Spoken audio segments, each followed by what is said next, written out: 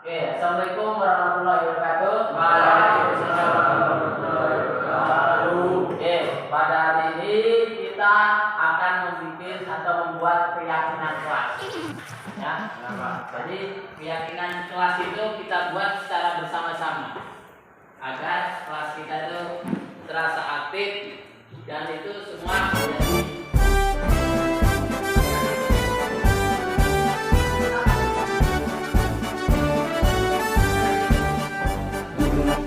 tekad, kuatkan hati, negeri ini memanggil engkau.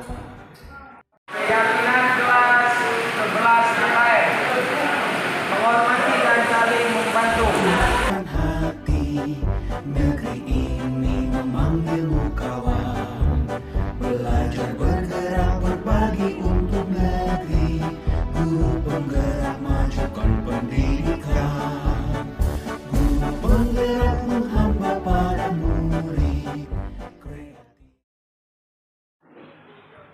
Ya, bismillahirrahmanirrahim. Assalamualaikum warahmatullahi wabarakatuh.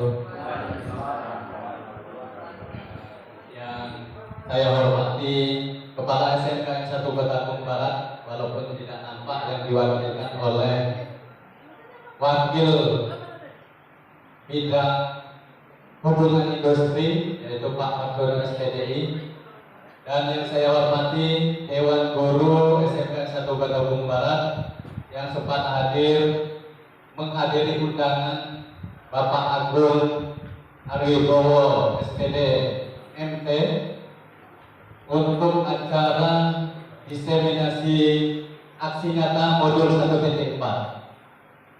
Selawat beriring salam kepada junjungan kita Nabi Muhammad Sallallahu Alaihi Wasallam. Semoga kita mendapatkan kekuatan untuk menjalankan segala sunnahnya. Amin ya rabbal alamin. Saya selaku pembawa acara akan membacakan susunan acara kita pada pagi hari ini, Selasa 17 Januari 2023.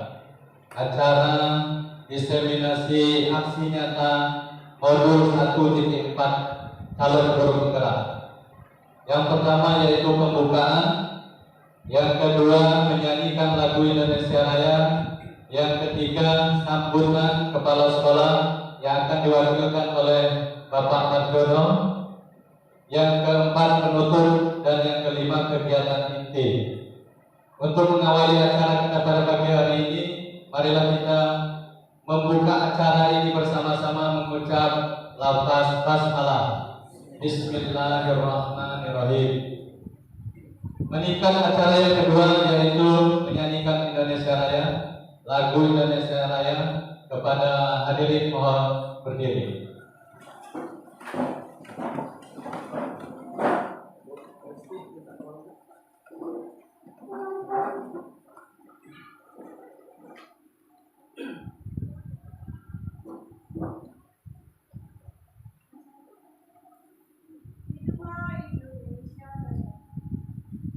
Indonesia tanah airku, tanah tumpah darahku. Di sanalah aku berdiri, jadi pandu ibuku. Indonesia kebangsaanku,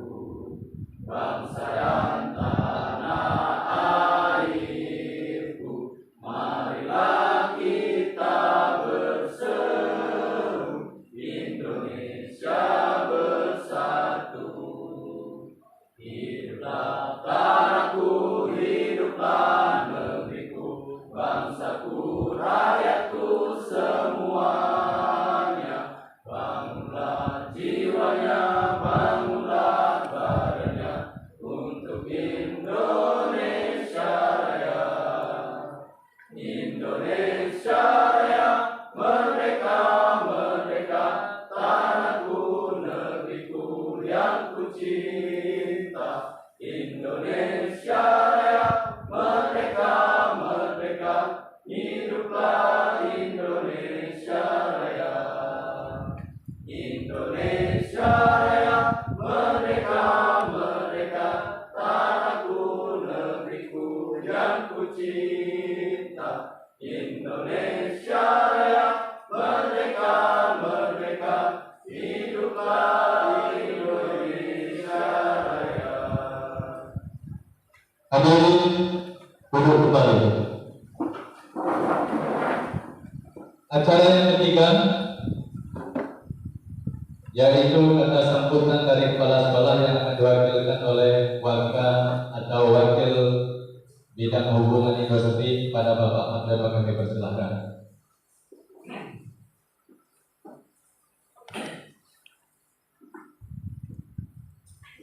Assalamualaikum warahmatullahi wabarakatuh.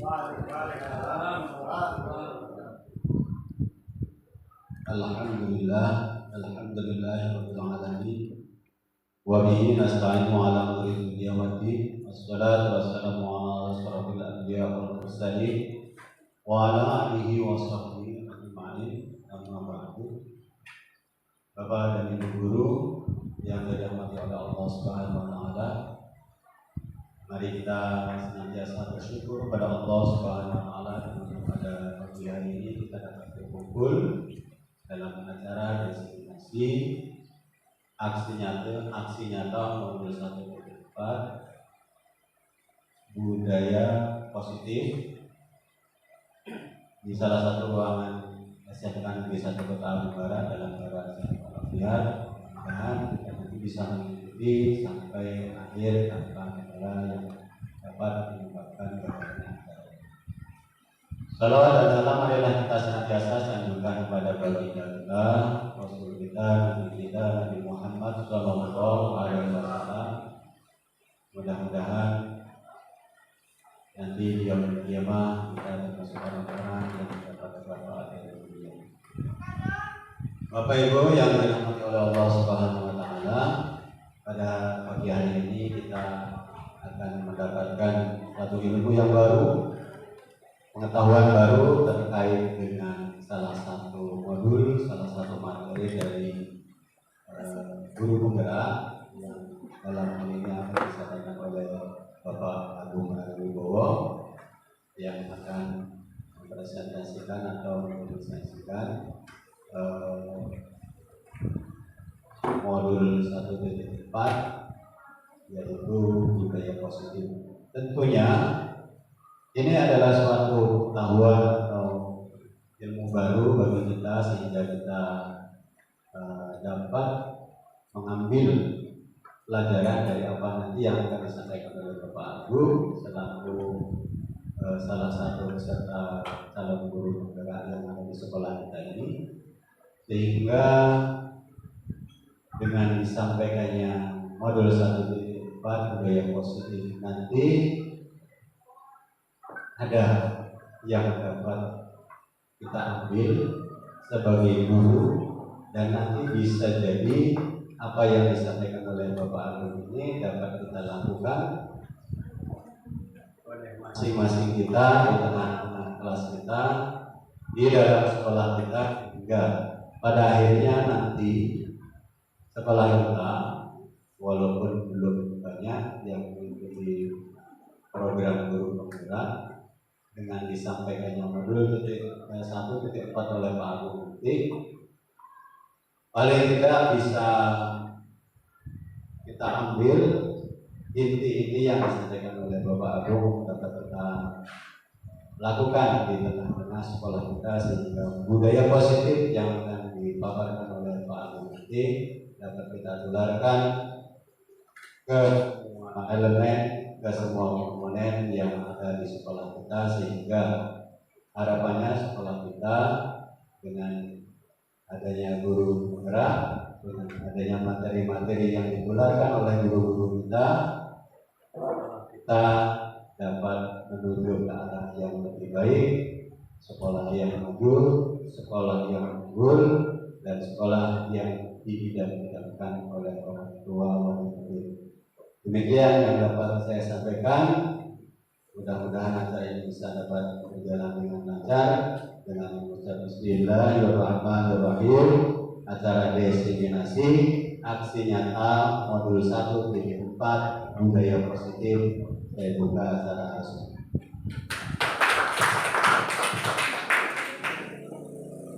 Assalamualaikum warahmatullahi wabarakatuh. Waalaikumsalam warahmatullahi wabarakatuh.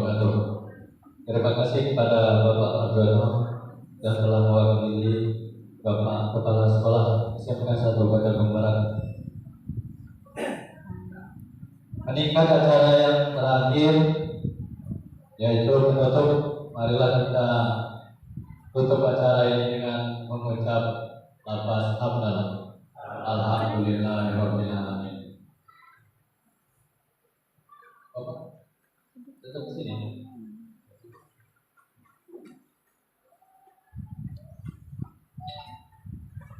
Pada Bapak Ibu Dewan Guru, kita akan menyaksikan dan mendengarkan paparan dari calon guru penggerak angkatan 7 yaitu Bapak Agung Mariwibowo SPDMT. Kepada beliau kami persilahkan.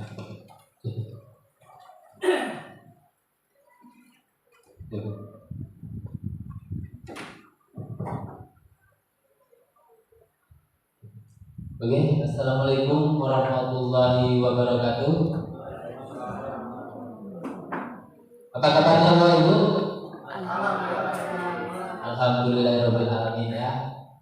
Kita masih diberikan rahmat kesehatan ya Bapak Ibu, sehingga pada pagi menjelang siang ini kita bisa berkumpul di ruangan ini, tentunya tadi dengan sehat walafiat, amin ya robbal alamin. Bapak Ibu tadi sudah disampaikan oleh Bapak Marjono selaku wakil hubungan industri di sekolah kita, di mana pada hari ini saya diberikan kesempatan untuk melakukan diseminasi. Diseminasi ini merupakan kegiatan untuk menyebarkan pemahaman dan pengalaman dalam menerapkan budaya positif di SMK 1 Kota Barat. Jadi ini merupakan aksi nyata saya sebagai calon guru penggerak di sini di angkatan 7. Jadi aksi nyatanya itu untuk menyebarkan apa yang sudah saya pelajari di modul 1.4 yaitu tentang budaya positif. Itu yang akan saya paparkan pada kesempatan kali ini. Bapak Ibu, yang selanjutnya di sini kami ataupun saya menyampaikan terima kasih atas kehadirannya Bapak Ibu untuk berpartisipasi di acara diseminasi saya ini. Oke Bapak Ibu, pada kesempatan ini tentunya kita harus bahagia terlebih dahulu. Itulah moto kami dari calon guru penggerak, yaitu kita harus bahagia terlebih dahulu sebelum kita melakukan aktivitas. Jadi di sini ada salam sehat dan bahagia guru-guru hebat, ya. Itulah moto kami. Jadi kita harus sehat terlebih dahulu, bahagia, baru kita melakukan aktivitas. Oke Bapak Ibu, mari kita belajar bersama ya, untuk berkolaborasi, saling mendukung untuk menciptakan budaya positif di sekolah kita tercinta ini.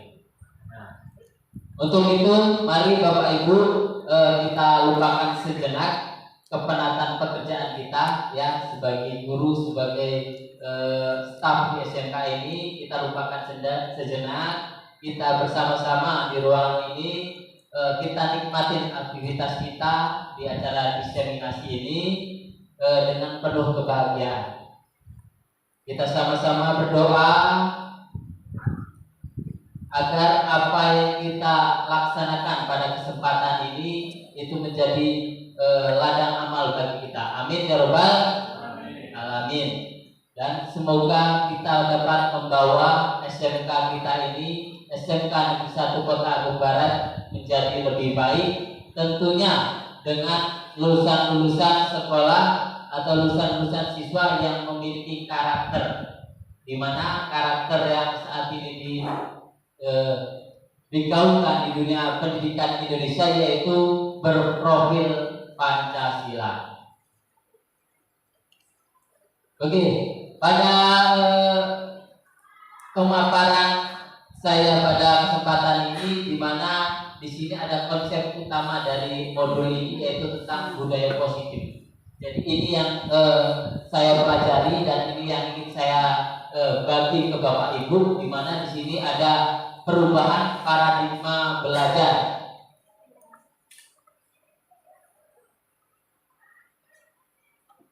Nah, di sini ada perubahan paradigma belajar. Yang kedua ada disiplin positif. Yang ketiga ada motivasi perilaku manusia. Yang keempat ada kebutuhan dasar. Ada posisi kontrol atau restitusi. Yang keenam keyakinan kelas, dan yang ketujuh segitiga restitusi. Itulah konsep dari modul yang saya pelajari dan ingin saya tularkan atau berbagi kepada Bapak Ibu untuk menciptakan budaya positif di sekolah kita tercinta ini. Namun sebelum kita masuk ke dalam konsep budaya positif, ya, tentunya di sini kita mengulas kembali terlebih dahulu, di mana kita di dunia pendidikan ini tentu tidak asing lagi dengan Ki Hajar Dewantara. Ya, kalau kita di dunia pendidikan tentunya tidak asing dengan Bapak Ki Hajar Dewantara. Kira-kira siapa Bapak Ki Hajar Dewantara? Pak Asep. Nah, Bapak Pendidikan Nasional. Nah, banyak pemikiran-pemikiran beliau tentang dunia pendidikan yang sampai saat ini masih digunakan untuk pendidikan nasional kita. Oleh karena itu Bapak Ki Hajar Dewantara ini dikenal dengan Bapak Pendidikan Nasional Indonesia.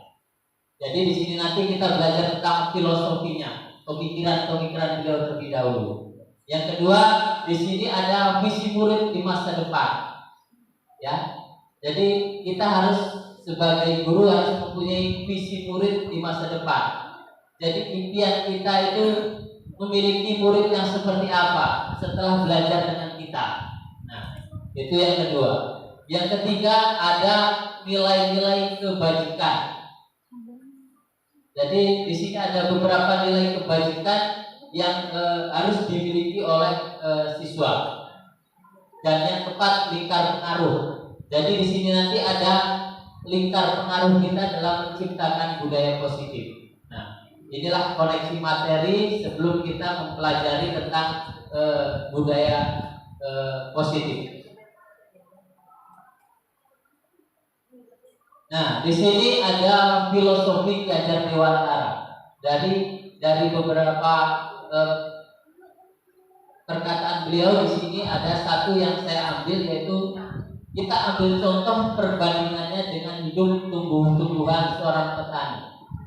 Dalam hakikatnya sama kewajibannya dengan seorang pendidik yang menanam padi. Misalnya, hanya dapat menuntun tumbuhnya padi, ia dapat memperbaiki kondisi tanah, memelihara tanaman padi, memberi pupuk dan air, membasmi ulat-ulat, jamur-jamur yang mengganggu hidup tanaman padi dan lain sebagainya. Jadi di sini dari pemikiran Ki Hajar Dewantara ini, kita guru ini diasumsikan sebagai petani, sama halnya dengan petani. Kenapa? Contoh, seorang petani menanam padi, apakah akan tumbuh jagung? Pak Tri, kira-kira nanam padi tumbuhnya jagung tidak? Nah, Pak Tri ini kalau di rumah juga menanam jagung. Jadi nggak mungkin Pak Tri menanam jagung tumbuhnya padi, ya kan Pak Tri? Nah, Seperti itu kita sebagai sebagai guru juga, makanya disebut guru itu ibarat petani. Kita mendidik peserta didik kita itu tentunya peserta didik itu memiliki benih-benih atau gambaran dari kodrat mereka sendiri. Jadi nggak mungkin kita harus dipaksakan untuk sesuai dengan kemauan kita, ya. Jadi seperti itu. Nah, seorang petani tentunya agar tanamannya tumbuh dengan bagus. Ketika mereka menanam jagung, tentunya agar tumbuh menjadi benih-benih jagung yang bagus, tentunya tidak mungkin ditanam terus ditinggal pergi.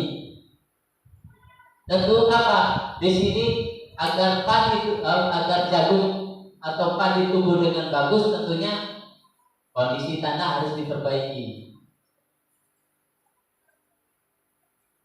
Terus padi itu dipelihara, diberi pupuk, dibasmi ulatnya. Sama halnya kita di dunia pendidikan di sekolah. Kalau kita ingin murid-murid kita tumbuh dengan bagus, ya Bapak Ibu, tentunya apa? Di sini perbaiki kondisi tanah atau perbaiki cara belajar kita. Cara pembelajaran kita itu diperbaiki, tentu agar memiliki siswa-siswa yang sesuai dengan tujuan pendidikan di Indonesia.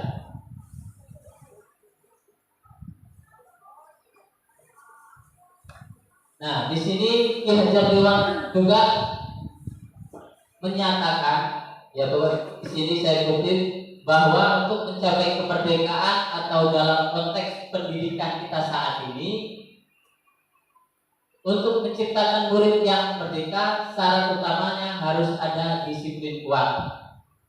Nah, jadi di sini yang diungkapkan oleh Ki Hajar Dewantara di sini yaitu murid yang merdeka. Nah, ini yang merupakan tuntutan kita sebagai guru saat ini, ya, sebagai pendidik saat ini, yaitu menciptakan murid yang merdeka sesuai dengan apa yang digaungkan pemerintah saat ini juga, ya, bahwa di mana-mana di sini digambar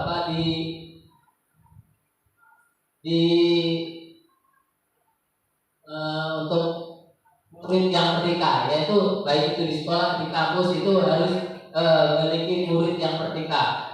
Makanya ada kampus merdeka. Nah, kita di sekolah ada murid yang merdeka. Syarat utamanya harus ada disiplin yang kuat. Nah, disiplin yang kuat dari berbagai macam yang ada di sekolah untuk menciptakan murid yang merdeka. Selanjutnya di sini disiplin yang dimaksud adalah disiplin diri yang memiliki motivasi internal. Jika kita tidak memiliki motivasi internal, maka kita memerlukan pihak lain untuk mendisiplinkan kita. Jadi untuk menciptakan murid yang merdeka, tentu ada apa tadi? Ada disiplin yang kuat, ya Bapak Ibu ya. Jadi untuk menciptakan siswa kita yang merdeka, kita harus ada disiplin yang kuat. Dari siapa? Ya dari mereka sendiri. Maka di sini disiplin yang kuat itu harus diciptakan dari motivasi internal, dari dalam diri anak itu masing-masing, dari dalam diri kita sendiri, bukan dari pihak lain. Nah, itu untuk menciptakan disiplin diri. Jadi dari dalam diri kita masing-masing. Tentu kita akan berbeda ketika kita mengikuti peraturan yang ada di sekolah dari dalam diri kita sendiri dengan yang disuruh pihak lain, itu akan berbeda. Kalau dari dalam diri kita sendiri, tentu itu akan membudaya dan itu akan kita laksanakan. Tapi kalau tumbuh dari faktor-faktor eksternal, maka itu nanti akan fokus ketika kita berada di lingkungan yang tidak disiplin. Maka dari itu, untuk menumbuhkan disiplin diri, itu harus timbul dari faktor internal dalam diri siswa itu sendiri. Di sini juga Ki Hajar Dewantara mengungkapkan definisi kata merdeka. Merdeka itu artinya tidak hanya terlepas dari perintah, akan tetapi juga cakap buat memerintah diri sendiri. Nah, itu definisi dari merdeka. Jadi tidak hanya terlepas dari perintah atau peraturan yang ada, namun di sini juga cakap untuk memerintah diri sendiri. Jadi dari faktor internal tadi itu, jadi mereka merasa merdeka. Kita kan kalau melakukan sesuatu dengan keinginan kita, dengan hati kita, pasti apa yang kita lakukan itu, baik itu nanti gagal ataupun tidak, kita tetap senang. Kalau itu gagal, kita tetap melakukan lagi. Karena apa? Kita udah suka, udah hobi, ya, Bapak Ibu. Kalau kita punya hobi, mau di jangan-jangan pasti tetap terulang kembali, ya kan? Yang hobinya burung, ya Pak Tri. Nah, Pak Tri ini hobinya burung, jadi walaupun dibilang jangan-jangan, dia tetap megang burung, karena itu hobinya. Hobi tadi dari dalam diri. Nah, itu contohnya. Jadi kita berusaha untuk melakukan disiplin tadi dari dalam diri, kesukaan kita. Nah, anak yang suka atau anak yang merdeka, maka mereka akan melakukan pembelajaran itu dengan menyenangkan. Dengan pembelajaran yang menyenangkan, tentu akan memperoleh hasil yang bagus buat dirinya sendiri. Karena anak tersebut tentu saja anak itu lahir itu memiliki kodratnya masing-masing, ya. Jadi kalau dulu itu kita ibaratkan, setahu kita itu anak katanya lahir dengan kertas putih kosong. Nah, sebenarnya kalau menurut Ki Hajar Dewantara bukan seperti itu. Anak itu tumbuh atau lahir itu udah memiliki garis tangannya sendiri. Ibarat kertas itu udah punya goresan sendiri. Mereka mau jadi apa nanti udah ada goresan sendiri. Maka dari itu kita sebagai guru menuntun garis itu untuk menebalkan. Jadi tujuan garisnya mereka apa, kita tebalkan agar lebih kuat dan akan tertuju pada kodratnya mereka. Nah, seperti itu. Jadi kita tidak boleh memaksa anak untuk biasanya kita memaksa untuk sesuai dengan keinginan kita, itu tidak boleh. Jadi mulai saat ini kita harus memerdekakan mereka. Mereka inginnya seperti apa, pembelajaran seperti apa, sehingga pembelajaran itu akan menyenangkan. Kembali lagi, ketika pembelajaran menyenangkan, tentu akan mereka akan mendapatkan. Nah, seperti itu. Nih, sebagai pendidik, tujuan kita adalah menciptakan anak-anak yang memiliki disiplin diri, sehingga mereka bisa berperilaku dengan mengacu pada nilai-nilai kebajikan universal dan memiliki motivasi intrinsik bukan ekstrinsik. Jadi di sini tujuan kita itu untuk menumbuhkan motivasi dalam dirinya, bukan menumbuhkan motivasi keinginan kita. Nah, itu tugas kita. Jadi tugas pendidik itu menumbuhkan agar mereka itu mempunyai motivasi dalam dirinya, dalam melakukan sesuatu, dalam berkarya, bukan karena kita suruh dengan keinginan kita. Mereka melakukan dengan keinginan kita, seperti itu bukan seperti itu. Jadi kita menumbuhkan motivasi agar mereka melakukan itu dengan keinginan mereka, kesukaan mereka. Itu yang menjadi tujuan pendidikan saat ini, atau pendidikan yang diutarakan oleh Ki Hajar Dewantara. Maka dari itu terkadang kita di sini sebagai pendidik kita salah kaprah. Sebenarnya pemikiran-pemikiran ini kan udah ada dari zaman Ki Hajar Dewantara, dari zaman sebelum masih zaman kolonial. udah ada Bapak Ki Hajar Dewantara dengan pemikiran-pemikiran yang jenius. Maka tidak salahnya kalau dulu orang luar negeri belajarnya ke kita, karena pemikiran-pemikiran orang Indonesia ternyata udah jauh ke depan. Dan saat ini kita pelajari dan kita sinkronkan, ternyata ya memang benar seperti itu. Pemikiran-pemikiran yang bagus yang untuk kemajuan pendidikan di Indonesia. Oke, setelah kita mempelajari filosofi tadi, di sini yang kedua tuh yaitu visi murid di masa depan. Bapak Ibu, ini dokumentasi yang saya buat ya, yang saya foto di sini. Bapak Ibu kemarin kan kenapa saya minta Bapak Ibu untuk membuat visi murid Bapak Ibu masing-masing seperti apa, dan Bapak Ibu tempelkan masing-masing di situ. Inilah di sini saya dokumentasikan. Kenapa? Karena di sini agar kita bisa melihat bahwa Bapak Ibu guru semua ternyata memiliki visi murid yang akan Bapak Ibu capai, ya kan? Kita sebagai guru tentu kita mempunyai visi masing-masing, mempunyai keinginan masing-masing agar murid kita seperti apa loh setelah pembelajaran di semester ini, ya kan? Murid yang memiliki karakter, murid yang memiliki disiplin tinggi, murid yang memiliki pemikiran yang kritis. Nah, itu masing-masing kemarin ada masing-masing guru hampir berbeda-beda visinya. Cuma saya rangkum dari yang ditulis Bapak Ibu guru semua itu melangkah ke yang bagus gitu. Jadi visi Bapak Ibu guru ternyata di sini sama-sama memiliki tujuan yang mulia. Nah, tuh dengan senyumnya yang bahagia tentu mereka akan menularkan keinginan-keinginan yang bagus, yang baik seperti itu.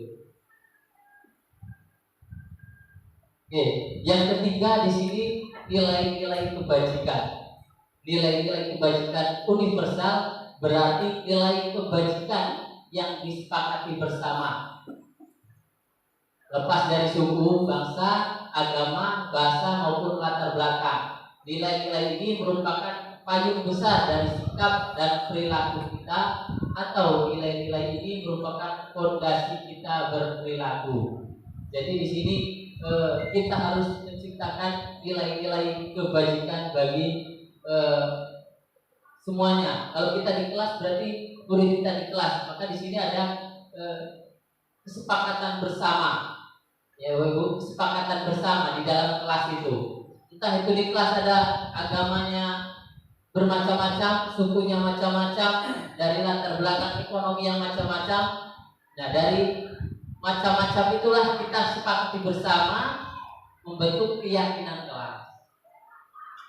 Keyakinan kelas berarti kan itu sudah disepakati bersama, walaupun dia itu agamanya apa, sukunya apa, latar belakang ekonominya apa, itu sudah kesepakatan bersama. Karena kalau kesepakatan bersama timbul dalam diri anak itu, maka insya Allah itu akan dilakukan secara bersama-sama, dan itu akan diingat secara bersama-sama di lingkup kita membuat keyakinan kelas tersebut. Nilai kebajikan adalah sifat-sifat positif manusia yang merupakan tujuan mulia yang ingin dicapai setiap individu. Nah, di sini tentunya sifat-sifat positif. Jadi kesepakatan bersama tadi tentunya hal-hal yang positif, bukan hal-hal yang negatif. Kita gak ada guru pulang bersama, itu kan negatif berarti. Nah, itu berbeda. Ini kesepakatan secara bersama untuk menuju hal-hal yang positif.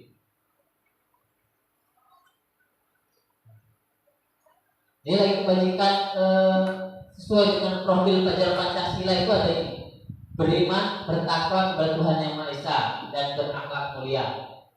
Yang pertama. Yang kedua, mandiri. Yang ketiga, bernalar keris. Yang keempat, berkebinekaan global. Yang kelima, bergotong royong. Dan yang terakhir itu kreatif. Inilah nilai-nilai kebajikan yang digambarkan dalam profil pelajar Pancasila. Maka dari itu saat ini kita digaung-gaungkan tentang Merdeka Belajar dan profil pelajar Pancasila. Jadi itu tadi, Merdeka Belajar, merdeka, siswa yang merdeka, sekolah yang merdeka, untuk menciptakan profil pelajar Pancasila.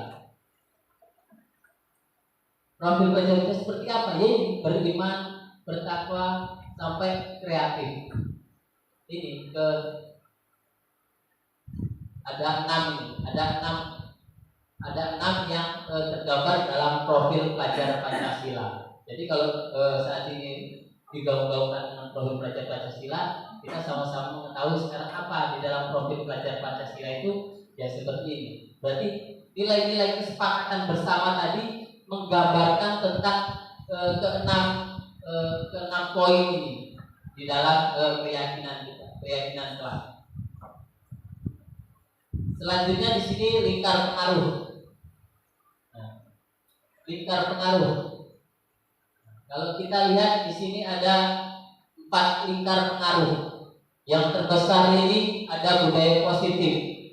Yang agak besar itu lingkungan positif. Yang di tengah-tengah keyakinan kelas, dan yang paling kecil itu peraturan kelas. Jadi inilah lingkar pengaruh yang akan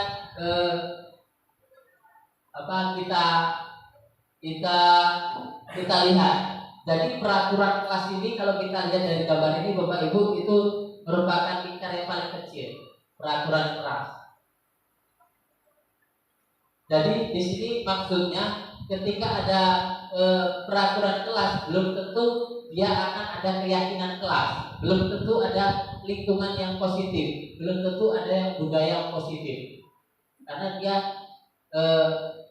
lingkaran yang paling kecil. Dan selama ini kita adanya di sini peraturan di mana tempat adanya peraturan. Jadi peraturan itu belum tentu menjadi keyakinan bersama, ya kan? Karena yang buat peraturan hanya segelintir individu. Kalau kita di kelas, yang buat peraturan wali kelas, muridnya pingin apa, maunya apa, nggak tahu. Yang penting peraturan kelas seperti ini, ya kan? Tapi di lingkar pengaruh itu ya yang paling kecil, maka tidak bisa sampai ke budaya. Selanjutnya keyakinan kelas. Nah, mulai geser. Wali kelas membuat keyakinan kelas. Keyakinan kelas itu kan berarti secara bersama. Nah, kalau udah ada keyakinan kelas, pasti di situ ada peraturan kelas. Karena keyakinan tadi ada untuk membuat peraturan secara kesepakatan bersama. Untuk yang lebih besar, lingkungan positif. Di sini lingkar pengaruhnya, ketika kita berada di lingkungan positif, dengan adanya pasti di situ ada keyakinan dan ada peraturan. Jadi contoh di kelas kita ada lingkungan positif, juga di situ juga dibikin keyakinan. Keyakinan tadi berarti peraturan, berarti dia ada lingkungan positif. Ketika berada di lingkungan positif, belum tentu dia akan membudaya. Contoh, anak itu berperilaku positif atau disiplin diri positif di kelas. Tapi kalau lingkungan pengaruhnya belum membudaya, dia keluar kelas akan sama aja dengan lingkungan yang di luar. Tapi ketika di dalam kelas dia memang disiplin, ketika keluar dia akan berbeda. Itu berarti cuma ada di lingkungan pengaruh, lingkungan positif. Nah, gimana yang terbesar? Terbesar itu yaitu budaya positif. Jadi kalau udah membudaya budaya positif, maka dimanapun lingkungan itu akan positif. Entah di kelas A, di kelas B, dia pindah-pindah tempat, di sekolah maupun pulang ke sekolah, di rumah, dia bermasyarakat, karena dia udah berada di budaya positif dalam dirinya tadi, maka dia akan melakukan kegiatan-kegiatan yang positif. Maka dari itu budaya positif itu merupakan lingkar pengaruh yang paling besar, ya Bapak Ibu. Jadi kita berusaha untuk membuat masing-masing peserta didik kita itu memiliki motivasi secara intrinsik agar mereka dapat menciptakan keyakinan-keyakinan untuk menuju budaya yang positif.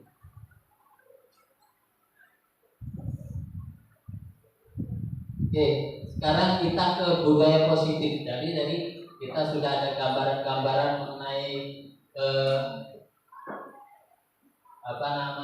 ada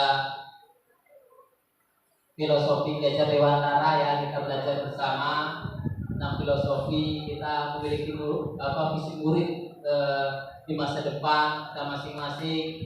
Kita belajar tentang nilai-nilai kebajikan, terus kita belajar dengan lingkar pengaruh. Jadi dari mana kita akan kemana kita akan melihat lingkar pengaruh dari masing-masing peserta didik kita. Selanjutnya nanti kita masuk ke budaya positif. Nah, budaya positif ini merupakan tadi materi pamungkas dari kegiatan yang saya pelajari, yaitu pada modul 1.4 di calon guru penggerak. Namun sebelum di sini kita masuk ke budaya positif, sepertinya kayaknya perlu ada refleksi atau perlu ada screening ini Pak Samsul, biar agak cerah wajahnya. Kita tentunya untuk masuk ke budaya positif kita dulu harus positif. Dari dalam diri kita positif. Makanya tadi kita harus sehat, kita harus bahagia. Jadi bentar lagi kita masuk ke budaya positif.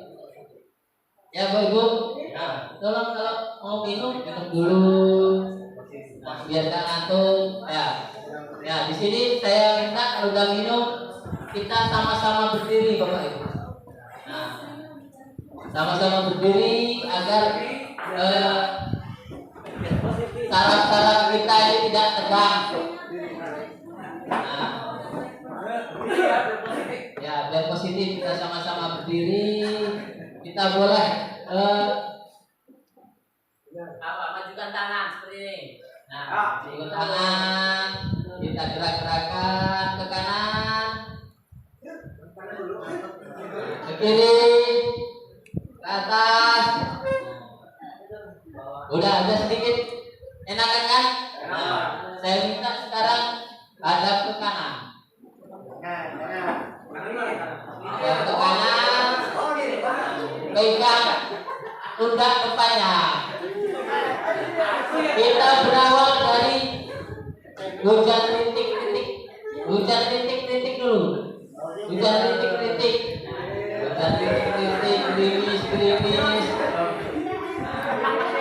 gerimis ini enaknya sambil ngopi, pakai pisang goreng ya. Nah, gerimis. Udah mulai agak deras nih. Nah, agak keras terus, semakin deras. Nah, hujannya lama apa enggak? Lama membentar hujannya. Nah, oke, berhenti hujannya. Sekarang hujannya balik ke kiri, balik. Balik, gantian. Ibu, kita mulai lagi. Dari gerimis terus ini kan. Gerimis ke. Udah mulai agak ini deras, semakin deras. Oke, sampai sore ya hujannya.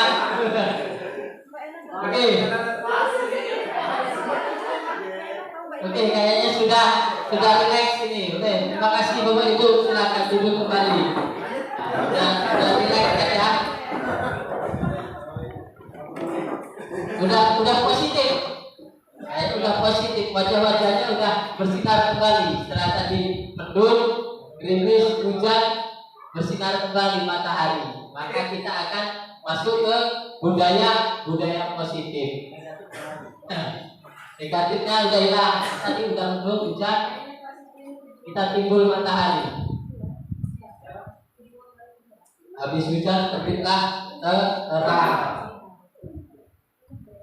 Oke Bapak Ibu, kita kembali lagi ke materi kita. Di sini tentang budaya positif. Nah, di sini ada apa makna budaya positif dan apa contoh penerapan positif yang telah kita terapkan. Di sini budaya positif di sekolah yaitu nilai-nilai dan kebiasaan-kebiasaan di sekolah yang berpihak pada peserta didik agar mereka dapat berkembang menjadi pribadi yang kritis, penuh hormat dan bertanggung jawab. Nah, di sini nilai-nilai dan kebiasaan-kebiasaan di sekolah. Nah, ini kuncinya di sini. Nilai-nilai dan kebiasaan-kebiasaan di sekolah yang berpihak pada peserta didik. Nah, tadi kembali lagi ke materi tadi, kita harus ciptakan dulu peserta didik atau siswa kita yang merdeka. Agar apa? Agar tercipta budaya positif. Nah, nilai-nilai dan nilai-nilai budaya positif itu akan menjadi kebiasaan-kebiasaan. Karena apa? Timbul dari dalam diri mereka masing-masing, dari dalam diri kita masing-masing. Jadi sebelum kita mengajak siswa kita untuk memiliki motivasi intrinsik untuk budaya positif, kita terlebih dahulu sebagai guru kita harus mempunyai motivasi dalam diri kita, motivasi intrinsik agar tercipta budaya positif, dan itu akan kita tularkan kepada peserta didik kita. Oke, tentang budaya positif ini yang pertama yaitu tentang pembelajaran dengan paradigma baru, di mana di sini dirancang menggunakan prinsip pembelajaran berdiferensiasi sehingga setiap siswa belajar sesuai dengan kebutuhan dari tahapan perkembangan untuk mewujudkan profil pelajar Pancasila. Nah, jadi di sini pembelajaran dengan paradigma baru. Kenapa? Ya tadi setelah kita ulas kembali tentang filosofi-filosofi Ki Hajar Dewantara, ternyata apa yang kita ajarkan, apa yang kita lakukan dalam pembelajaran saat ini, yang sudah kita lakukan kemarin itu ternyata masih kurang pas. Maka kita harus berpindah atau menjadi paradigma baru atau kegiatan baru, pembelajaran baru. Sesuai apa? Sesuai dengan filosofi-filosofi yang digambarkan oleh Ki Hajar Dewantara. Contohnya apa? Ya tadi kita harus menciptakan sekali lagi siswa-siswa yang merdeka. Menciptakan siswa-siswa yang merdeka agar timbul motivasi dalam dirinya masing-masing. Ya kan? Yang sudah saya bilang tadi, terkadang saya pun kemarin melakukan pembelajaran itu dengan keinginan saya. Anak itu praktek ini harus praktek ini, belajar A harus belajar A sesuai dengan keinginan saya. Karena saya di sini selalu melihat pada ketuntasan belajar mereka. Jadi anak itu harus saya ratakan. Minimal nilainya 70. Kalau tidak 70 berarti si Tarikun tidak lulus. Nah, itu paradigma itu yang saat ini salah kita lakukan. Padahal di pelajaran itu memang si Tarikun tidak dalam kondisi baiknya. Tapi kita paksakan dengan keinginan kita harus dapat 70 atau harus tuntas KKN. Padahal tadi pun mungkin ketika kita mempelajari kodrat mereka tadi, nah makanya dari itu kita harus dalam kelas itu harus kita melihat latar kodrat mereka masing-masing, kita pelajari latar belakang mereka masing-masing. Jadi kita tahu kita tahu latar belakang dari peserta didik kita masing-masing. Agar apa? Agar kita tidak mengejar mereka harus tuntas di pelajaran A, pelajaran B, seperti itu. Harus semua tuntas, itu tidak boleh seperti itu. Kemungkinan siswa A ini memiliki kodrat yang dia bagus di olahraganya. Dia kalau seandainya main bola dia bagus, tapi dia kalah di mata pelajaran umumnya. Dan tidak boleh kita harus meratakan dia harus bisa olahraga, ya harus bisa matematika. Itu di dalam mapel yang berbeda. Di dalam satu pelajaran pun itu berbagai macam materi itu tidak bisa anak itu memiliki kemampuan semuanya. Mungkin dia, kalau saya di otomotif, dia ada kelistrikan, ada sasis, ada mesin. Dia ternyata di mesin, di sasis tidak mudengan, tapi di kelistrikan dia lebih mengeksplor mereka, karena itu tadi kode karena itu mungkin dia digambarkan ke situ di kelistrikannya. Makanya di kelistrikan itu kalau dia garisnya ke situ, dia mempunyai motivasi intrinsikal dalam dirinya dia. Ketika pelajaran kelistrikan tanpa disuruh dia sudah mengambil peralatan sesuai dengan praktek kelistrikan tersebut. Kenapa? Dia itu tadi sukaan dia, timbulnya dia itu dalam pelajaran kelistrikan, bukan di mesin. Tapi kalau di mesin, dia kalau belum disuruh mungkin belum mau bergerak, bahkan ketika praktek dia malas-malasan. Disitulah kita harus melihat latar belakang mereka agar kita bisa menebalkan garis garis buram mereka agar lebih berarti kalau mereka tadi senangnya di kelistrikan, kita pasok. Kita sebagai guru harus memberikan tambahan-tambahan agar dia itu lebih berkembang di kesukaan mereka tadi. Nah, itulah di situ. Jadi kita harus merubah paradigma ke paradigma yang baru, paradigma lama ke paradigma baru. Kita boleh meratakan ijazah semua peserta didik kita dalam satu keinginan kita. Dalam kelas itu minimal 30 anak, berarti ada latar belakang anak yang berbeda-beda. Ada 30 kodrat alam mereka berbeda-beda. Yang harus kita tuntun dengan 30 yang berbeda-beda pula. Tidak boleh kita tuntun dengan satu tuntunan yang kita inginkan tadi. Karena di situ 30 itu mempunyai kodrat masing-masing, latar belakangnya masing-masing, ya kan? Yang ketika anak lahir dengan rahim ibu satu aja, itu akan berbeda. Kakak adik itu akan berbeda, apalagi mereka di kelas itu dengan berbagai faktor latar belakang yang berbeda-beda. Ya Bapak Ibu ya, tentunya kita harus sama-sama kita sepakat kita merubah paradigma belajar kita ke paradigma baru.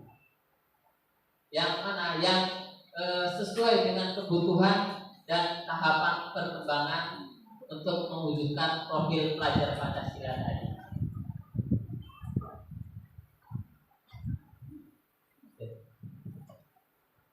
Yang kedua yaitu disiplin positif. Tadi kita berbicara mengenai budaya positif, tentu di sini ada disiplin positif. Nah, di sini budaya kita disiplin dimaknai sebagai suatu kegiatan untuk dapat mentaati peraturan yang dikaitkan dengan hukum atau konsekuensi. Sebagai pendidik, tujuan kita adalah untuk dapat menciptakan siswa yang memiliki disiplin diri sehingga mereka dapat berperilaku dengan mengacu pada nilai kebajikan universal dan memiliki motivasi intrinsik bukan ekstrinsik. Jadi sudah saya gambarkan di materi yang pertama tadi, di mana disiplin positif itu harus timbul dari motivasi intrinsik, dari motivasi diri, bukan dari ekstrinsik atau dari eksternal. Disiplin positif merupakan salah satu cara menerapkan disiplin yang bertujuan untuk menumbuhkan kesadaran serta memberdayakan anak untuk melakukan suatu berai dalam dirinya sendiri, bukan atas dasar ancaman, penghargaan maupun hukuman. Jadi timbulnya disiplin positif tadi bukan karena dasar ada ancaman, bukan dasar adanya penghargaan, bukan juga karena ada hukuman. Jadi mereka melakukan disiplin tadi karena ada dalam motivasi intrinsik dari dirinya sendiri. Nah, boleh kita bayangkan kemarin ini kita menertibkan anak, mendisiplinkan anak itu karena ada dasar biasanya ancaman. Ya Bapak Ibu, kalau anak itu tidak masuk, anak itu di kelas ribut, maka keluar. Nah, itu berarti ancaman. Jadi di paradigma baru ini tidak boleh seperti itu. Ataupun penghargaan. Jadi penghargaan ini, maka dari itu sekarang kalau kita lihat rapor-rapor itu tidak ada peringkat. Kenapa? Yaitu kita menghapus penghargaan. Yang saya bilang tadi, anak itu memiliki latar belakang atau kodratnya masing-masing. Anak A, anak B itu mempunyai garis yang berbeda. Nah, kalau penghargaan contoh peringkat kelas itu berarti kan menyamaratakan semua pelajaran agar anak itu mendapatkan peringkat, ya kan? Padahal belum tentu yang peringkat 35 dari 36 anak itu dia jelek di salah satu. Mungkin ada satu pelajaran yang memang dia tadi sukai dengan motivasi mereka, di situ akan nilainya bagus dibanding lain, pelajaran lain. Maka dari itu di sini penghargaan itu harus dihilangkan, maupun hukuman. Nah, hukuman juga bukan dasar dari hukuman. Jadi anak itu melakukan disiplin karena ada hukuman. Contoh saya tetap masuk kelas, kalau tidak masuk kelas nanti pasti saya disuruh push up ini. Nah, itu hukuman. Jadi dasar-dasar itu di paradigma baru ini harus kita hilangkan untuk menciptakan disiplin yang positif. Karena disiplin positif harus timbul dari dalam diri masing-masing. Nah, materi yang ketiga yaitu tentang kebutuhan dasar manusia, tentang paradigma baru disiplin positif. Ternyata setiap manusia itu memiliki kebutuhan dasar. Apa kebutuhan dasar? Ada cinta dan kasih sayang, ada penguasaan, ada kesenangan, dan ada kebebasan. Ada di sini yang nggak ada cinta, nggak ada kasih sayang. Pak Nadi, kan nggak mungkin. Kita tidak memiliki kesenangan, nggak senang apa-apa, kan nggak mungkin. Pasti kita setiap manusia memiliki kebutuhan dasar sebagai manusia, yaitu keempat ini. Di sini ada ilustrasi, ya. Di sini dituliskan Ibu Tuti. Di sini ada namanya Ibu Tuti. Ibu Tuti guru kelas 10 di SMK. Saya tulis SMK kita, SMK Barat. Sedang bingung menghadapi tulas salah satu murid di kelasnya yang bernama Rudi. Jadi ada Rudi ini bikin onar di kelasnya. Nah, makanya saya tulis laki. Biasanya laki-laki ini yang suka bikin onar di sekolah kita, Rudi.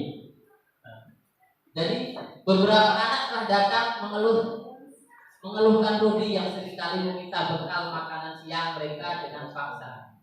Jadi Rudi ini ternyata di kelas itu suka minta-minta, tukang pala, minta-minta. Namanya punya bekal roti, nah minta jatah. Nah itu teman-temannya pada mengadu pada Ibu Tuti. Jika Anda menghadapi situasi ini, nah jika kita sebagai Ibu Tuti, apa yang akan kita lakukan? Menurut Anda kira-kira apa alasan Rudi melakukan hal itu? sebagai ibu Tuti tadi, tentunya apa yang kita lakukan? Menanyakan kepada Rudi, ya kan? Nah, tanggapan Rudi pasti berbeda-beda kan? Kita nggak tahu tanggapan Rudi apa. Tapi tidak terlepas dari sini. Kebutuhan dia itu tadi ngambil kan butuh, kalau butuh nggak mungkin ngambil. Kebutuhannya apa ya? Antara empat ini. Dalam konteks penerapan disiplin positif tadi, sebaiknya mesti mencari tahu. Jadi tadi menanyakan kepada Rudi, kenapa Rudi melakukan hal itu. Di sini ada beberapa jawaban. Jika Rudi di sini menjawab karena lapar, berarti kebutuhan dasar Rudi itu bertahan hidup. Kalau enggak kita ya laparan, mungkin dia pulang sekolah juga di rumah pasti belum masak, ini mungkin ibunya tidak masak, ini setiap hari makanya itu ketika di sekolah mereka Rudi itu minta untuk bertahan hidup. Ini kalau jawaban Rudi lapar, ya kan? Pasti kan anak ketika dalam satu konteks masalah yang sama kita tanya pasti jawabannya berbeda-beda kan, nggak mungkin sama. Kalau jawabannya lapar berarti bertahan hidup, kebutuhan Rudi tersebut. Nah, kalau jawaban Rudi ini karena senang temannya memperhatikan dia, berarti dia butuh kasih sayang, perhatian, cinta. Jadi dia tuh pingin temannya, kalau kita jahilin temannya, pingin temannya tuh lihat kita, caper, cari perhatian. Atau mungkin Rudi ini cuma ngambil yang tempat teman-temannya yang cewek, jadi dia perhatian mereka. Nah, itu jika jawaban Rudi itu ingin diperhatikan. Tapi terkadang jawaban kedua ini jarang diungkapkan. Banyak dilakukan, cuma jarang diungkapkan. Kalau ditanya pasti nggak mungkin, dia susah untuk menjawab.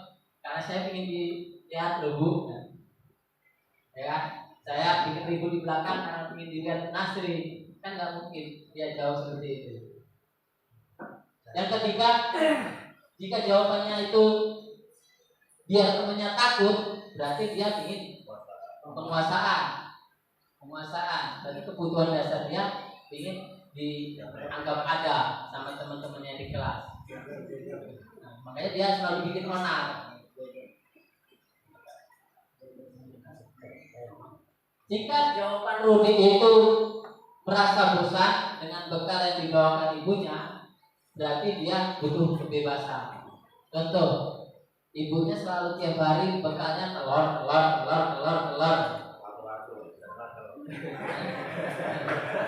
Ya, jadi dia bosan. Ketika bosan itu timbul jahil.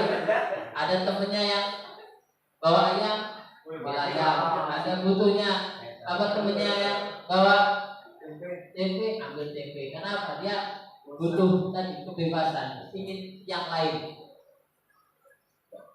Nah, yang terakhir di sini, jika jawabannya itu iseng, berarti dia butuh kesenangan. Boring dia, butuh kesenangan, iseng.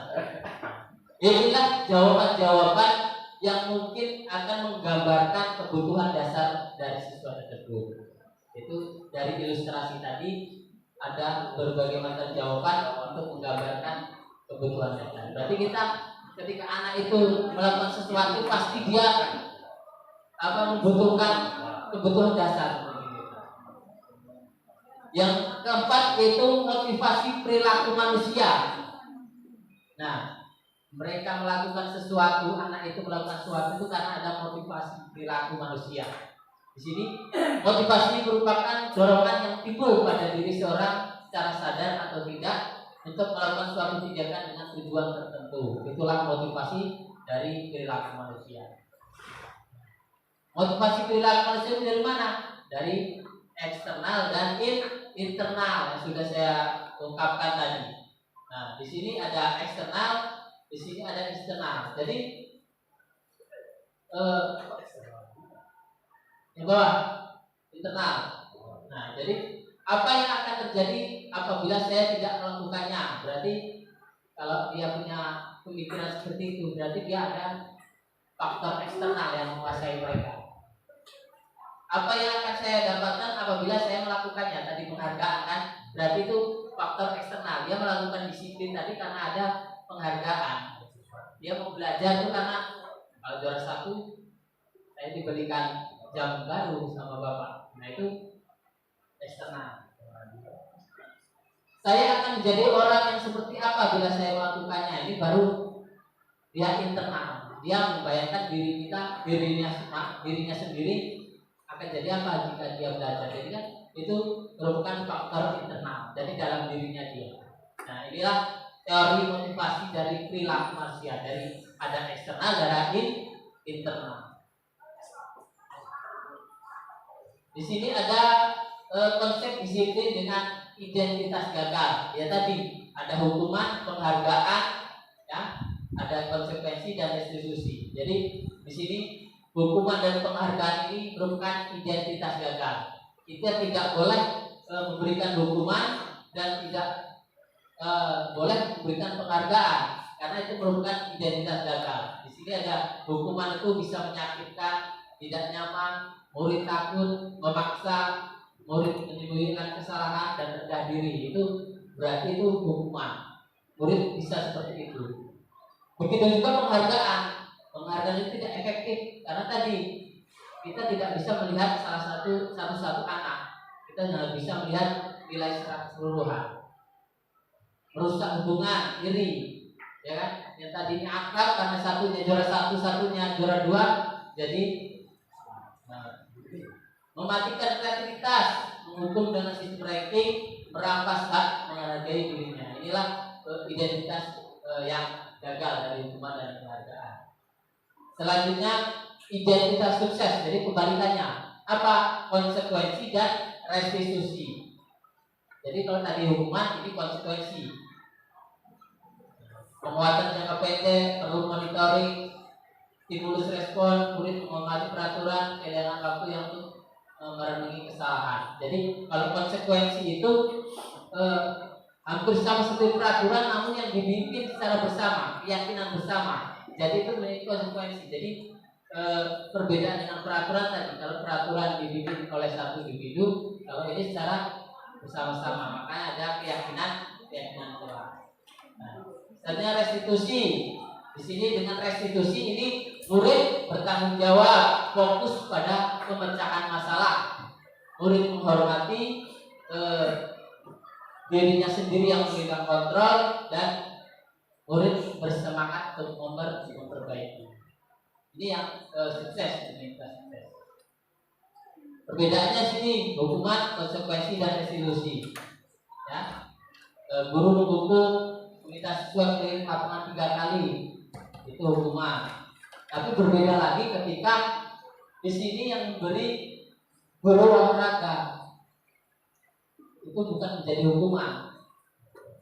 Nah, itu bisa menjadi konsekuensi dan restitusi. Guru menanyakan keyakinan kelas. Nah, ketika guru itu salah, kita menanyakan keyakinan kelas yang sudah dimiliki tadi. Jadi murid mengintrospeksi dirinya sendiri. Nah, itu merupakan restitusi. Materi yang selanjutnya yaitu tentang posisi kontrol. Nah, di sini ada 5 posisi kontrol.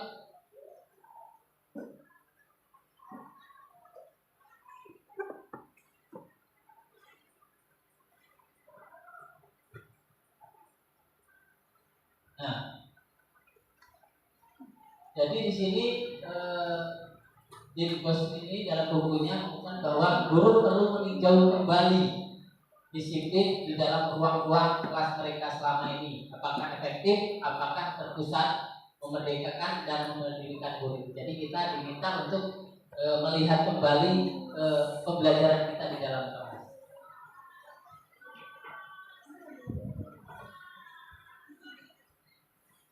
Nah, di sini Dr. William ini meluruskan tentang kontrol, di mana Di sini ada ilusi guru mengontrol murid, di mana guru itu mengontrol murid itu berarti kan kegiatan yang kurang pas atau salah tadi. Jadi tidak boleh guru itu mengontrol murid. Murid itu harus dikontrol secara sadar oleh dirinya sendiri. Ilusi bahwa kritik dan membuat orang merasa bersalah. Jadi kita ketika anak salah itu tidak boleh mengejas, kenapa kamu seperti itu? Nah, itu mengejas mereka. Itu ilusi yang salah. Yang ketiga, ilusi bahwa semua perbuatan positif efektif. Nah, kekuatan positif belum tentu efektif. Maka dari itu kita harus menanyakan keyakinan kelas masing-masing dari siswa tadi.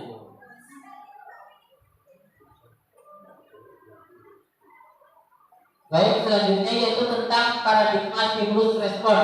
Di sini ada stimulus respon dan teori kontrol, Bapak Ibu. Jadi kita kalau stimulus itu mencoba mengubah orang agar berpandangan sama dengan kita. Kalau teorinya kita berusaha memahami pandangan orang lain tentang dunia. Jadi itu perbedaannya. Stimulus respon dan teori kontrol. Yang kedua, perilaku buruk dilihat sebagai suatu kesalahan. Itu stimulus respon. Dan teori kontrolnya semua berperilaku memiliki tujuan. Kita harus melihat dari stimulus respon atau teori kontrol peserta didik kita. Nih, posisi kontrol itu ada 5: penghukum, pembuat merasa bersalah, teman, pemantau, dan manajer. Kira-kira yang paling bagus yang mana? Pak Supri, kira-kira yang mana posisi kontrol kita ke peserta didik kita yang paling bagus yang mana? Manajer. Ada yang lain? Pak Ipan, yang paling bagus yang mana posisi kontrol kita? Nah, teman.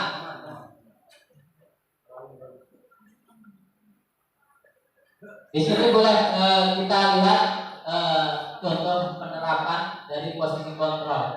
Jadi ada penghukum, pembuat merasa bersalah, teman, pemantau, dan manajer. Bisa dilihat perbedaannya. Jadi kalau kita lihat di sini yang paling bagus diterapkan kita yaitu sebagai manajer. Jadi di sini dari yang ditulis apakah kamu tahu kesalahanmu ya. Jadi kita melihat dulu apa respon dari anak. Keyakinan apa yang kamu langgar, berarti sudah ada keyakinan. Jadi anak itu mengintrospeksi dirinya.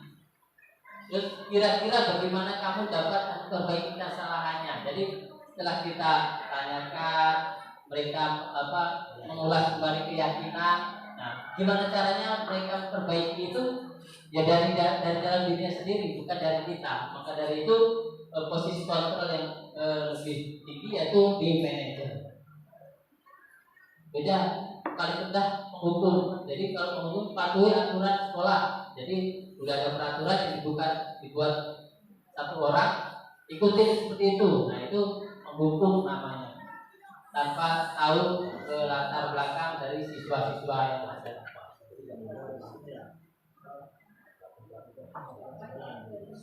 Jadi dibuat secara bersama bagusnya Bapak. Secara bersama anak tahu. Jadi kan anak punya pendapat seperti itu.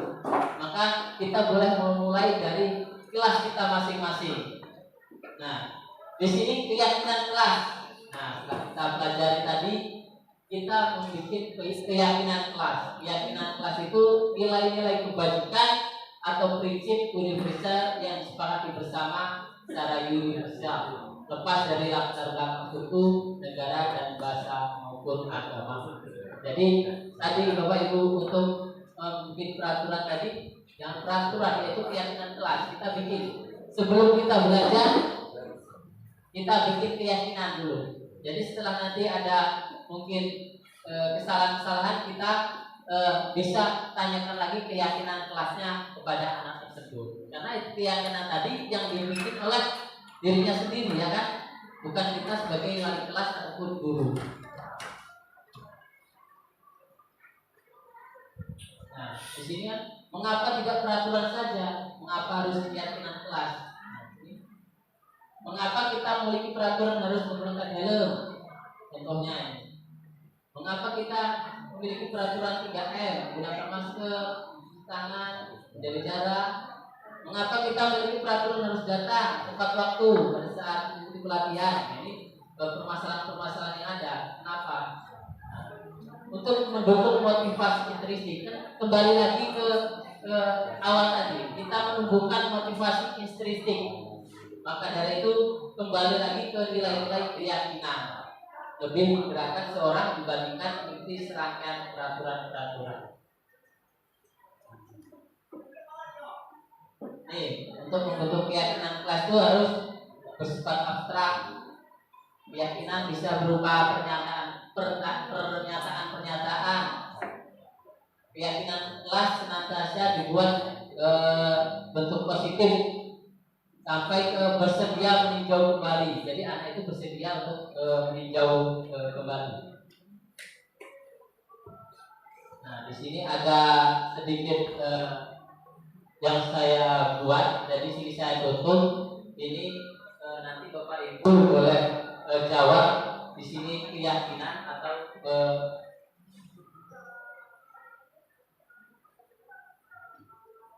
kebajikan yang dituju. Jadi di sini ada yang pertama, selalu kembali buku ke tempatnya. Itu merupakan nanti keyakinan kelas seperti apa. Sampai dilarang mengganggu orang lain, hadir sekolah 15 menit, dilarang melakukan kekerasan, dilarang menggunakan narkoba, bergantian menunggu giliran, gunakan masker, jangan berlari di kelas atau koridor. Kalau kita lihat dari keyakinan kelas atau dari kebajikan yang ada, bisa dilihat di sini bahwa selalu mengembalikan buku ke tempatnya itu merupakan tanggung jawab. Nilai kebajikannya tanggung jawab.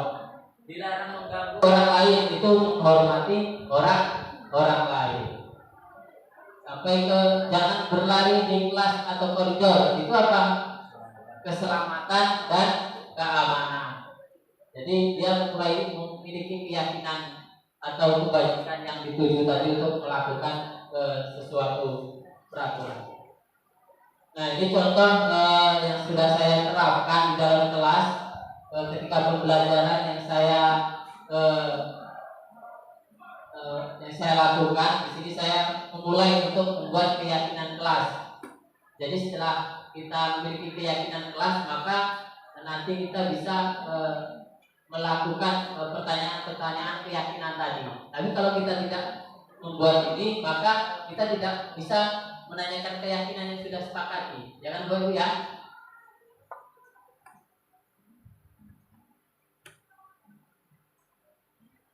Oke, selanjutnya di sini hukuman atau konsekuensi.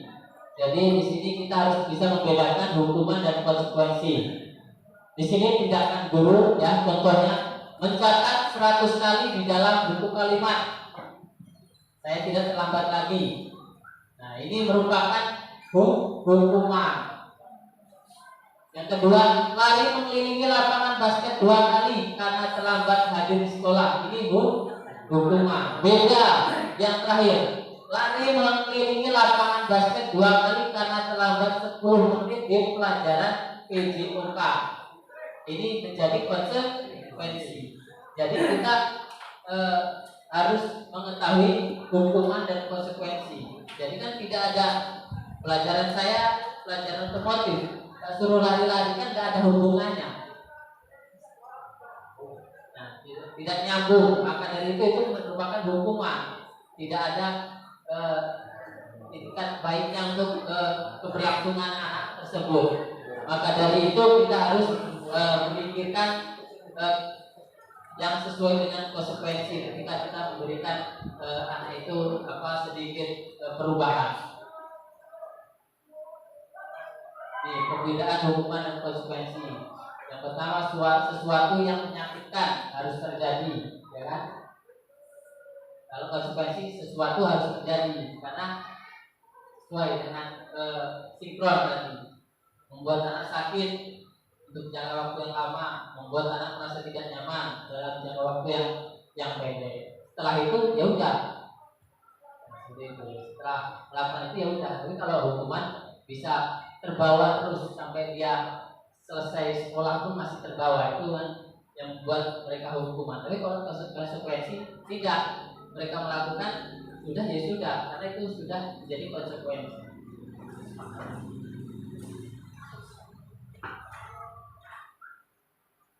Oke, selanjutnya yaitu disiplin pendekatan restitusi. Restitusi itu untuk menciptakan kondisi bagi murid untuk memperbaiki kesalahannya, sehingga mereka bisa kembali pada kelompok mereka dengan karakter yang lebih bagus. Nah, di sini ada ciri-ciri restitusi, Bapak Ibu. Bukan untuk menebus kesalahan, memperbaiki hubungan, tawaran bukan paksaan. Restitusi menuntut untuk melihat ke dalam diri, untuk mencari kebutuhan dasar. Restitusi adalah cara paling baik untuk memperbaiki. Restitusi fokus pada karakter, restitusi fokus pada solusi, dan restitusi mengembalikan murid yang berbuat salah. Nah, ini ciri-ciri restitusi. Untuk selanjutnya kita masuk ke dalam segitiga restitusi. Nah, jadi setelah tadi yang dinamakan restitusi itu untuk menciptakan kondisi bagi murid untuk memperbaiki kesalahannya. Nah, ini ada segitiga restitusi namanya. Di sini ada validasi tindakan yang salah, menstabilkan identitas, dan menanyakan keyakinan. Nah, ini solusi untuk agar anak itu dapat memperbaiki diri. Jadi ini puncak dari budaya positif tadi, kita harus dapat mengenal segitiga restitusi. Ini contohnya, kalau tentu punya alasan mengapa melakukan ini, ya kan? Dan anak itu pasti menjawab karena apa, karena mengapa.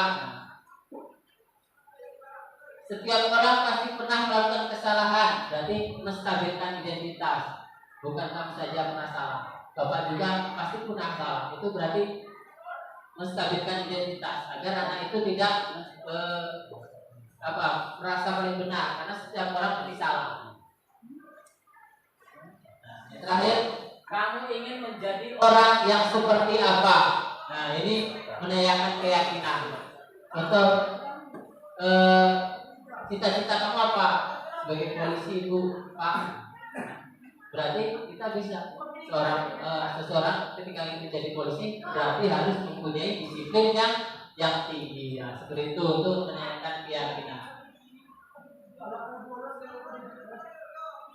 Oke, di sini ada dokumentasi yang kemarin saya bikin. Selanjutnya saya Agus Alvino, Komite Angkatan 7 Provinsi Lampung dari instansi SMK 1 Surabaya. Baik Bapak Ibu, menjawab dari pertanyaan formatif di mana pada kegiatan ini yaitu kita dianjurkan menggunakan segitiga restitusi pada pemecahan masalah. Oleh karena itu, pada pemecahan masalah kali ini saya menggunakan langkah segitiga restitusi. Langkah segitiga restitusi yakni menstabilkan identitas, memvalidasi tindakan yang salah, dan menanyakan keyakinan. Analisis kasus yang pertama, di mana di sini kasus anak tidak masuk pada 2 jam pelajaran. Pada kasus yang pertama, yang dilakukan yaitu tentang adanya siswa bersama yang tidak masuk pada saat saya melakukan pembelajaran di kelas pada jam ke-56. Sistina tidak masuk dengan alasan karena tertidur di ruang PNR.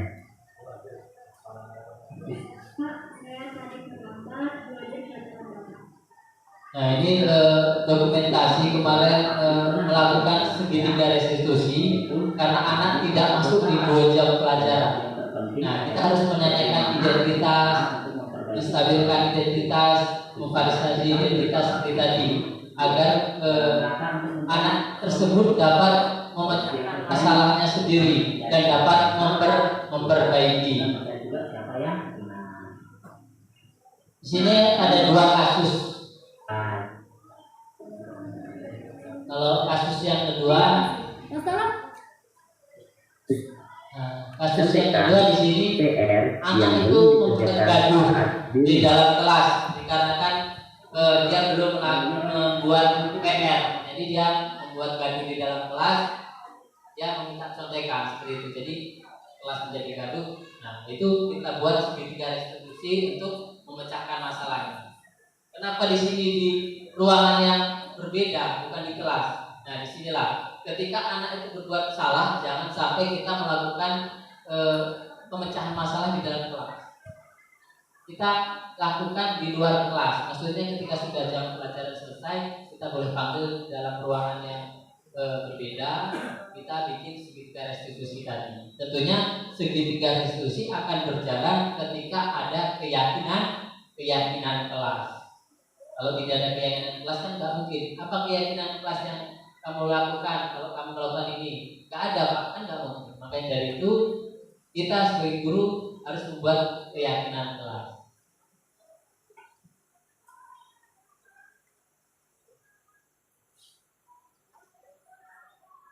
Nih, jadi restitusi tadi, tiga restitusi itu menstabilkan identitas. Yang pertama, ini contoh pertanyaannya. Kalau tidak ingin dia menjadi efektif, maka kita harus meyakinkan si anak dengan cara mengatakan kalimat-kalimat sebagai berikut. Tidak ada manusia yang sempurna, berbuat salah itu tidak apa-apa, itu menstabilkan identitas. Yang kedua, validasi tindakan. Contohnya, padahal kamu bisa melakukan yang lebih buruk dari itu, biar mereka itu berpikir kembali, kan itu contoh-contoh perkataannya. Yang ketiga, menanyakan keyakinan. Dari sini contohnya, apa nilai-nilai umum yang kita telah sepakati. Nah, kembali lagi ke keyakinan kelas. Itulah 3 tahap segitiga restitusi. Dari budaya positif yang sudah kita pelajari tadi, ya Bapak Ibu, harapannya di sini Bapak Ibu semua dapat membuat keyakinan kelas di kelas Bapak Ibu saat mengajar. Karena dengan membuat keyakinan kita bisa melakukan restitusi tadi. Yang kedua, menyelesaikan masalah dengan mempraktekkan segitiga restitusi. Ya, Bapak Ibu.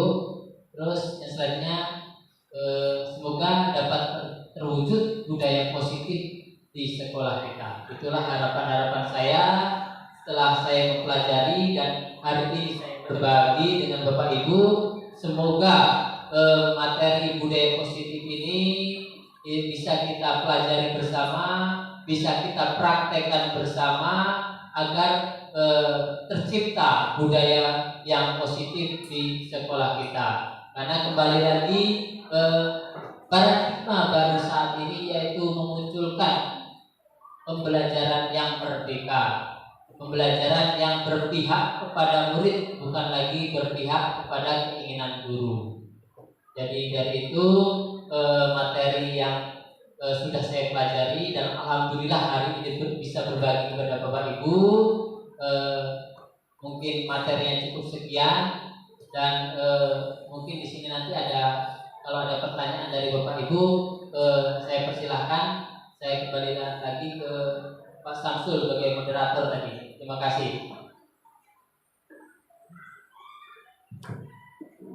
Ya, kembali lagi ke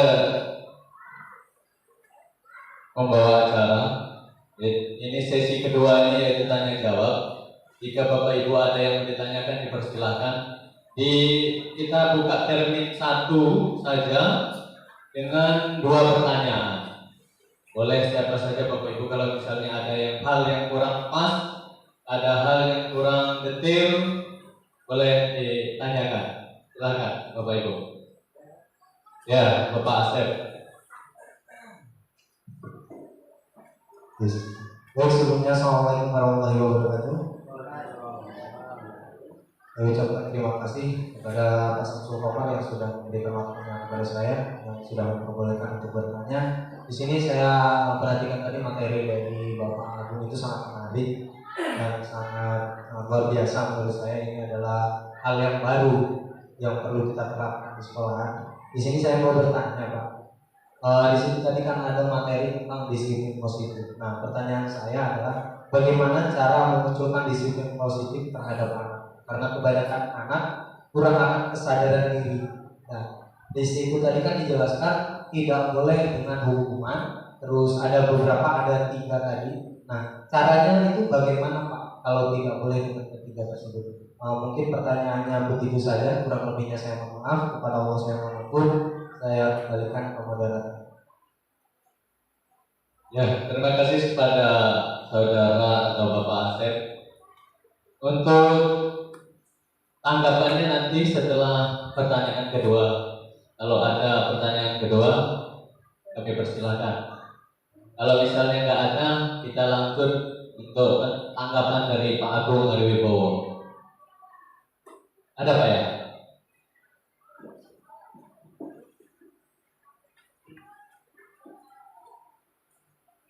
Terima kasih atas waktunya yang bisa diberikan pada saya.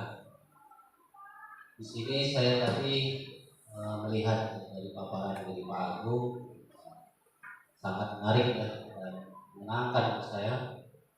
Jadi di sini Pak Agung, saya akan bertanya, kira-kira saya menempati posisi kontrol yang mana bila saya ngomong ke murid yang terlambat.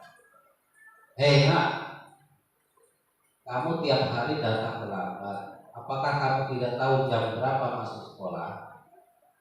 Tahu tidak konsekuensinya bila terlambat masuk sekolah? Mungkin itu saja pertanyaan yang kontrol ya di posisi kontrol tadi. Mohon diperjelas. Itu saja pertanyaan dari saya. Saya ini Assalamualaikum warahmatullahi wabarakatuh. Ya, terima kasih pada Pak Supri. Kita sesi penanggapan atau menjawab dari pertanyaan Dewan Guru. Yang pertama yaitu pertanyaan dari Pak Asep, yaitu tentang disiplin positif, bagaimana cara memunculkannya pada siswa. Yang kedua yaitu pertanyaan dari Bapak Supriyadi, posisi kontrol bagian apa dari pertanyaan Pak Supri tadi yang diutarakannya. Itu mohon Pak Agung. Oke, terima kasih atas pertanyaannya Bapak Ibu. Mari kita sama-sama belajar mengenai budaya positif ini. Di sini ada 2 pertanyaan dari Bapak Asep ya. Jadi bagaimana cara memunculkan disiplin positif ya Bapak Ibu. Jadi cara memunculkan budaya disiplin positif itu dengan tadi kita membuat keyakinan kelas. Kan kita harus memunculkan disiplin itu dalam diri anak tersebut, dari intrinsik bukan ekstrinsik. Jadi disiplin itu bisa dengan peraturan. Kita wali kelas membuat peraturan anak harus ini itu ya kan. Nah itu ekstrinsik berarti. Tapi kan yang kita inginkan itu sesuai dengan modul ini yaitu intrinsik. Maka dari itu kita harus membuat keyakinan kelas. Itu perbedaannya. Jadi kalau keyakinan kelas nanti konsekuensi, kalau peraturan itu hukuman. Nah, dari disiplin positif tadi bisa timbul dari hukuman atau konsekuensi. Nah, kita yang bagus yang mana? Yang konsekuensi. Dengan cara apa? Kita membuat keyakinan kelas. Kalau ada keyakinan, kalau mereka ternyata nanti dalam perjalanan ada kesalahan, kita bisa tanyakan kembali keyakinan yang sudah mereka bikin sendiri atau mereka kesepakati sendiri. Pasti dia akan lebih mengingat daripada peraturan-peraturan yang dibikin oleh satu atau 2 orang guru, ya. Nah itu untuk menimbulkan disiplin diri. Gimana Pak Asep? Nah, oke. Jadi mari kita sama-sama sesuai dengan harapan saya tadi, Bapak Ibu membuat keyakinan kelas agar kita bisa menanyakan lagi kepada mereka di lain waktu. Pertanyaan yang kedua, posisi kontrol. Nah, posisi kontrol yang Bapak Supri tadi utarakan itu sesuai dengan penerapan di sini. Menurut saya itu sebagai manajer Pak, karena dari Bapak yang ungkapkan tadi di situ ada menanyakan keyakinan yang sudah ada, menanyakan aturan yang ada seperti itu. Jadi menurut saya di situ posisi sebagai manajer. Jadi tidak mengejas kamu terlambat seperti itu. Kita tanyakan dulu keyakinan yang mereka bikin. Nah, jadi itu jawaban atau tanggapan dari saya. Terima kasih Bapak Ibu atas pertanyaannya, dan sekali lagi di sini saya ucapkan terima kasih atas kehadiran Bapak Ibu guru. Jadi harapan saya juga, saya harapkan sama-sama kita ayo buat keyakinan kelas. Mungkin yang di kelas bisa membuat keyakinan kelas, yang di mungkin perpustakaan bisa membuat keyakinan siswa yang ketika berada di perpustakaan. Jadi bukan peraturan yang hanya dibikin oleh mungkin ibu kepala sekolah atau wali kelas, tapi keyakinan yang dibikin oleh masing-masing siswa tersebut. Terima kasih kepada Bapak Ibu semua. Saya kembalikan lagi ke Pak Samsul. Ya, terima kasih penjelasannya atau tanggapan kepada untuk menjelaskan pertanyaan dari dua penanya.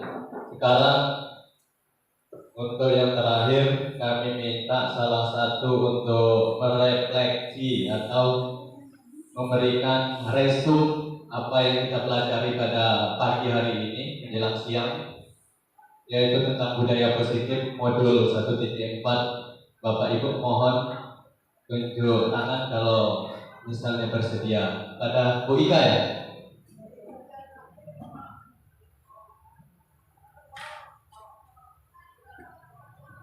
Assalamualaikum warahmatullahi wabarakatuh. Terima kasih atas waktu yang diberikan kepada saya. Jadi setelah saya mendengar pemaparan yang disampaikan oleh Pak Agung tentang budaya positif, saya merasa bahwa selama ini cara saya dalam mendisiplinkan anak itu masih kurang tepat. Saya senang dengan adanya materi yang telah disampaikan, karena dengan materi ini saya paham akan apa ya Pak ya, maksudnya posisi kontrol yang seperti apa yang saya harus lakukan, yaitu posisi kontrol yang terbaik, yaitu sebagai manajer, bukan sebagai yang suka menghukum yang seperti yang selama ini saya lakukan. Untuk selanjutnya mungkin metode ini bisa saya terapkan di kelas, sehingga harapan saya akan bisa membuat kelas lebih baik dari sebelumnya. Itu saja yang bisa saya sampaikan. Saya kira Assalamualaikum warahmatullahi wabarakatuh. Waalaikumsalam warahmatullahi wabarakatuh. Waalaikumsalam warahmatullahi wabarakatuh. Mohon untuk ditanggapi paling terakhir ini Pak Agung selaku narasumber pada siang hari ini tentang refleksi tadi, misalnya perlu apresiasi atau yang lainnya, silahkan. Bapak Ibu, sebelum saya tutup materi atau kegiatan kita nanti, saya kembalikan ke Pak Samsul. Dari hasil refleksi Bapak Ibu Ika tadi, alhamdulillah apa yang sudah saya pelajari hari ini bisa saya berbagi dengan Bapak Ibu, dan alhamdulillah dari refleksi tadi Bapak Ibu sudah satu pemahaman dengan saya tentang budaya positif. Jadi kembali lagi, mari kita sama-sama berdayakan budaya positif dengan kegiatan-kegiatan kita, aktivitas-aktivitas kita sehari-hari, khususnya di SMK kita tercinta ini. Terima kasih. saya akhiri presentasi dari saya pada hari ini. Saya akhiri. Wassalamualaikum warahmatullahi wabarakatuh. Saya kembalikan lagi ke Pak Samsul. Pada Bapak Ibu semua, saya selaku pembawa acara kepada kita, saya mohon maaf jika ada salah kata, salah ucapan pada Allah Subhanahu wa taala, saya mohon ampun. Marilah kita tutup dengan membaca hamdalah. Alhamdulillahirabbil alamin. Wassalamualaikum warahmatullahi wabarakatuh. Bulatkan tekad, kuatkan hati, negeri ini memanggilmu kawan.